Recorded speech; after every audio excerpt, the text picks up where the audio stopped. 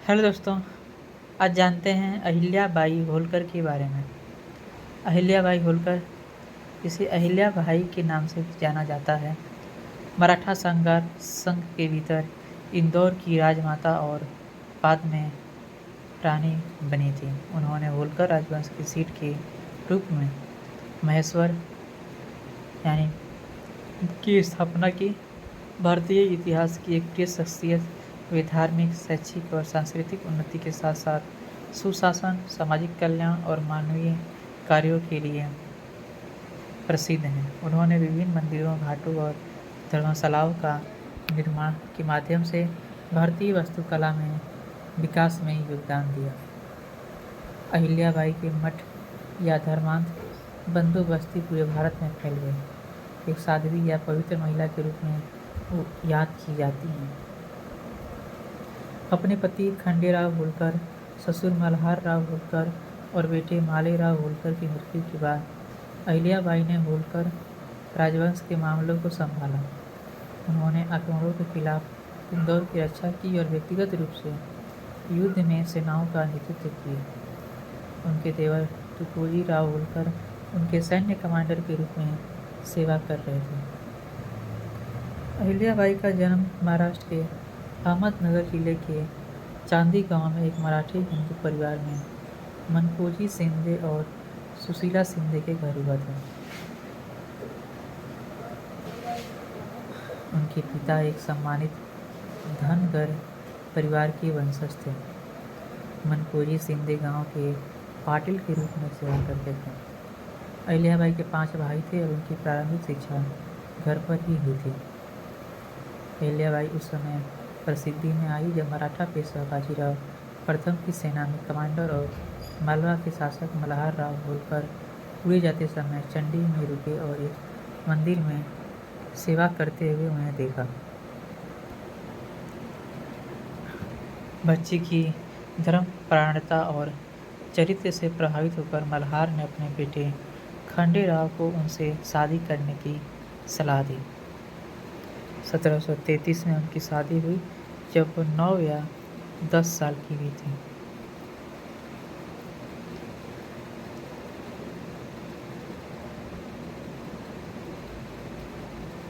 और वह 7 या 8 साल की थी। 1745 में उनके बेटे मालोजी होलकर और 1748 में बेटी मुक्ताबाई होलकर का जन्म हुआ। अहिल्याबाई के विवाह के समय तक उनके ससुर मल्हार राव होलकर बचपन से ही चरवाहे के काम से आगे बढ़कर 30 परगना वाले क्षेत्र पर सूबेदार के रूप में शासन करने लगे थे, जिससे उन्हें उच्च राजस्व मिलता था। 1748 से मालवा में मल्हार राव की शक्ति ने उन्हें उत्तरी और मध्य भारत में किंग मेकर की भूमिका निभाने की अनुमति दी और 1750 तक वे मराठा संघ के वास्तविक शासक थे।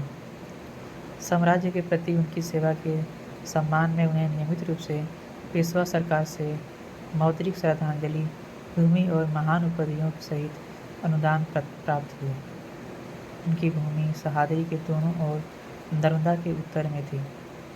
1751 में उन्होंने पेशवा और मुगल सम्राट अहमद शाह बहादुर के बीच एक प्रमुख भूमि समझौते में सफलतापूर्वक मध्यस्थता की और 1753 तक उन्हें अपरिहार्य माना जाने लगा। 1754 में शुरू करके मल्हार राव ने अहिल्याबाई को कूटनीतिक बहसों, राज्यों के बीच मामले और मुगल साम्राज्य और पेशवा दोनों की अन्य समस्याओं में सक्रिय रूप से शामिल रखा। अपने विवाहित जीवन के दौरान उनका पालन पोषण उनकी सास गौतम बाई होलकर ने किया, जिन्हें अहिल्याबाई को उचित मूल्य को सिखाने का श्रेय दिया जाता है। उन्होंने उन्हें प्रशासन, लेखा और राजनीति में प्रशिक्षित किया और 1760 में अहिल्याबाई को उनकी खासगी या भूमि अनुदान दिया। अहिल्याबाई का अपने ससुर पर भरोसा और उनकी सैन्य विशेषज्ञता दोनों ही 1765 में लिखे एक पत्र से पता चलती है, जो उन्होंने पंजाब पर दुरानी साम्राज्य रोहिला राजवंश गठबंधन द्वारा सम्राट अहमद शाह दुरानी के नेतृत्व में आक्रमण के दौरान लिखा था। मल्हार राव जो दिल्ली में लड़ रहे थे, ने उन्हें ग्वालियर में एक सैन्य अभियान पर भारी तोपखाने ले जाने और गोहद के किले पर हमला करने का आदेश दिया। 1754 में खांडेराव और मल्हार राव ने मुगल ग्रैंड वजीर गाजी उद्दीन खान फिरोज जंग तृतीय के आदेश पर काम करते हुए कुम्हेर के किले की घेराबंदी की, जो उस समय जाट राजा सूरजमल के कब्जे में था।